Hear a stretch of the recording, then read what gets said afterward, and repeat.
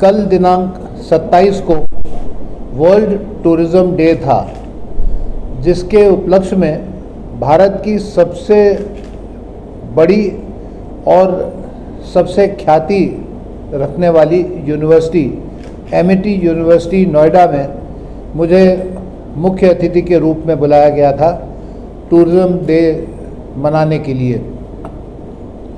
शायद रीवा से एक वक्ता के नाते मैं पहला व्यक्ति हूं जो वहां पर बुलाया गया।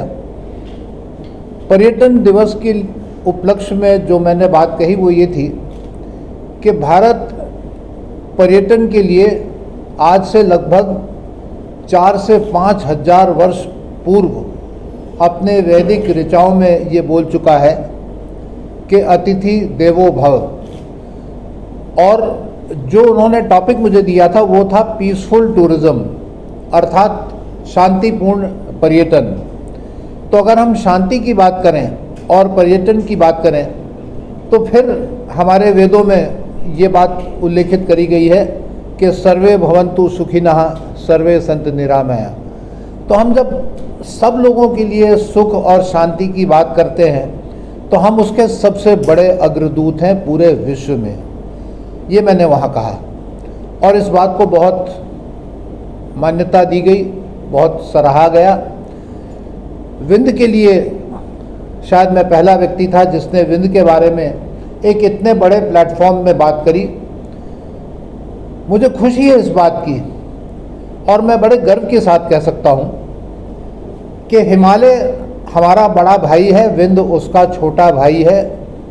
लेकिन उम्र में अगर देखा जाए तो हम हिमालय से बड़े हैं, विंध्य उसका बड़ा भाई है, हिमालय छोटे हैं। लेकिन फिर भी मैं मानता हूँ कि हिमालय एक बड़ा भाई के रूप में है, विंध्य कहीं कोई कम नहीं है।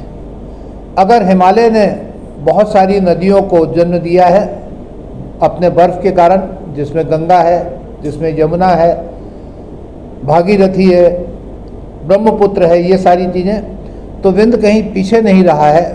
हमने अगर एक तरफ पवित्र पावन नर्मदा को जन्म देकर अपने पश्चिम की ओर भेजा है, तो पूर्व की ओर हमने अपने अमरकंटक से सोन को भेजा है और बीच में हमने अपने जोहिला को रखा है। तो ये सारी चीज़ों का जब उदाहरण मैंने करा, मैंने मेडिकल टूरिज़्म के लिए कहा कि अमरकंटक और बांधवगढ़, हमारे पपरा और छुइया के कैमोर रेंजेस में ऐसी अद्भुत औषधि पाई जाती हैं, हमारे प्रपातों में, जल प्रपातों में इतनी औषधि पाई जाती हैं कि मेडिकल टूरिज़्म भी यहाँ पर बहुत अच्छी तरीके से पनप सकता है। हमारे पूरे विंध्य क्षेत्र में अगर देखा जाए तो 3 नेशनल पार्क्स हैं। जैसे हिमालय के ऊपर एक ही नेशनल पार्क है जहाँ स्नो लेपर्ड पाया जाता है, लेकिन नीचे उसके 2 नेशनल पार्क्स हैं, राजाजी और कॉर्बेट।